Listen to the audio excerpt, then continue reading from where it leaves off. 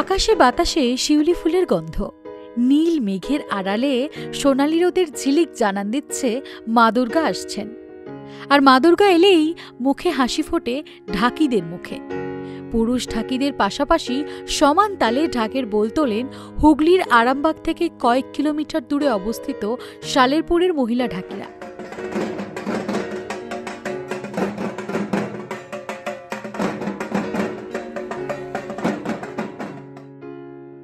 দুর্গাপুজোর আসার সময় হলেই মহিলা ঢাকিদের বলে মাতোয়ারা হয়ে ওঠে আরামবাগ থেকে কয়েক কিলোমিটার দূরে দ্বারকেশ্বর নদের পার ঘেঁষা সালেরপুর এলাকা।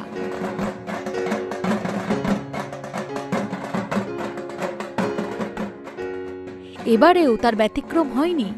6 থেকে 7টি স্কিলে দক্ষ এই মহিলা ঢাকিরা পুরুষ ঢাকিদের সঙ্গে সমান তালে বোল তোলেন। সব বাধাকে ক্ষান্ত করে মনের আনন্দে ঢাক পেটাচ্ছেন কালীমাতা ঢাকি সম্প্রদায়ের মহিলা ঢাকিরা।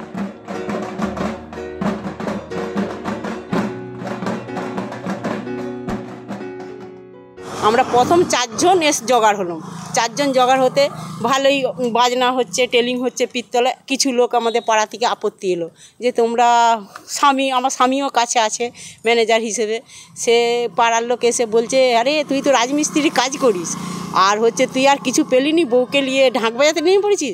বলছে আমাকে ভালো লেগেছে, আমি এসেছি, কোনো কাজ ছোট নয়, কাজ করতে পারলেই হলো। তোমাদের বউকে পাঠাবে না, ঠিক আছে, তোমাদের মেয়েকে পাঠাবে না, ঠিক আছে, আমার ভালো লেগেছে, আমি এসেছি বলে একে একে তা দেখলো। আমরা সব আর প্রথম সূচনা বাইনা হলো আমাদের আলুপটিয়ে মহলার দিনে কালী পুজোয় আলুপটিতে সূচনা হলো। সেইখানে আমরা 4টে মেয়ে বাজাতে যাই। দেখে এবারে মেয়েরা সব আলুপটিতে কালী পুজো দেখতে যে আমার দিকে দেখে খুব ভালো লেগেছে বলে পরে পার্বতী চক থেকে কিছু মেয়ে আবার জয়েন হলো।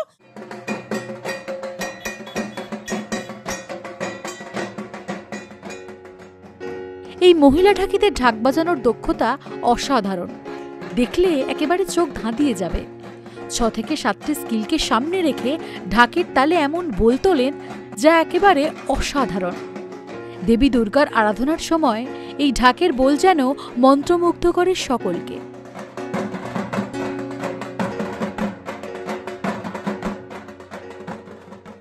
আমরা খুবই গরিব। আমাদের এই চম্পা দিয়ে আমাদেরকে যোগাযোগ করার পর আমরা সবাই এখন প্রচণ্ড মেয়ে হয়েছি, সবাই এসেছি দলে দলে। আসার পর আমরা খুবই ভালো বাজাচ্ছি বা বাজাতে যাচ্ছি। দুর্গাপুজোয় প্রচুর জায়গায় গেছি বা এখনও যাচ্ছি। আমাদের খুবই ভালো লাগছে এবং বায়না না হলে বরঞ্চ আমাদের আবার মন খারাপ হয়ে যায়, যেতে পারে না, কিংবা আমাদের খুবই আনন্দ হয়, ভালো লাগে। মহিলা ঢাকিদের শুরুটা মোটেও মসৃণ ছিল না, বলছেন দলের উদ্যোক্তা। শুরু 2 জনকে দিয়ে শুরু করেছিলাম, চম্পা আর লক্ষ্মীকে দিয়ে শুরু করেছিলাম। তারপর আস্তে আস্তে 5 জন 7 জন এরকম করে এখন আমার মোট আমি 24 জনকে জোগাড় করে এখন আমার টিম চালাচ্ছে বা চলছে।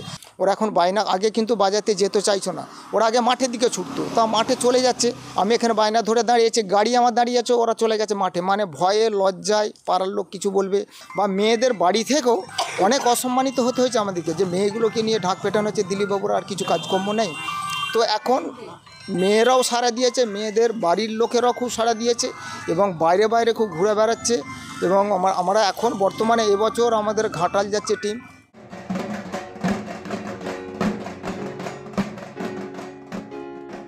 ওদের শিক্ষক বলছেন শেখাতে খানিক বেগ পেতে হয়েছে ঠিকই, তবে কষ্টের ফল মিষ্টি তা মানতেই হবে। তাই তো 2 চোখে পরখ করছেন তিনি। তো আমরা প্রথম থেকেই এসে ওখান থেকে যে ইয়েটা দিয়েছি, প্রশিক্ষণটা দেওয়া হয়েছে। দিলীপবাবু আমাকে প্রথম নিয়ে আসেন। দিলীপবাবু আমাকে বলেন, এই ব্যাপার, আমরা একটা মহিলা দল করব, তুমি যদি একটু সহযোগিতা করো, আমার যতটুকু সাধ্য আমি চেষ্টা করব। তো সেই হিসাবে ওনারা এখন ভালো স্বাবলম্বী হয়েছে এবং দুর্গাপুজোর যে বায়নার সব রীতিনীতি সবটা যদিও নিতে পারেন, তাহলেও কিছু কেমন নিয়ে এখন মোটামুটি চারদিকেই ঘোরাঘুরি হচ্ছে। ইতিমধ্যেই এই মহিলা ঢাকিদের সংখ্যাটা 24, পাশাপাশি আরও কিছুজন প্রশিক্ষণ নিচ্ছেন। 5 থেকে 7টি দল জেলায় যায়। বর্তমানে মহিলা ঢাকির চাহিদা অনেক বেশি। পুজোর সময় একেবারেই ফুরসত পান না তারা। মহিলা ঢাকিদের এই অসাধ্য সাধনের কাহিনী শুনে বলা যায় মহিলারা পারে না নয়, মহিলারাই পারে। ইটিভি ভারত, হুগলি।